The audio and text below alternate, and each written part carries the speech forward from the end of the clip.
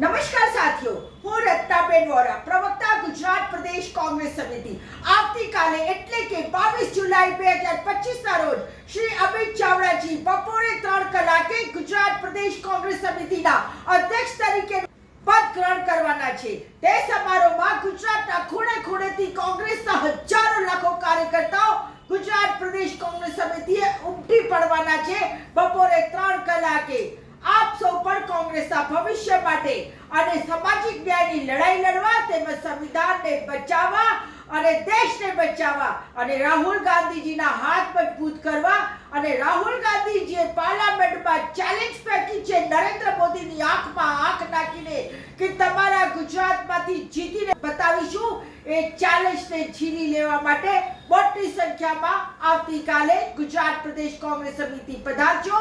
એ સાથે જ કાલે મળીએ છીએ 3 વાગે ગુજરાત પ્રદેશ કોંગ્રેસ સમિતિમાં શ્રી અમિત ચાવડાજીના પદગ્રહણ સમારોહમાં. જય હિન્દ, જય ગુજરાત, જય કોંગ્રેસ.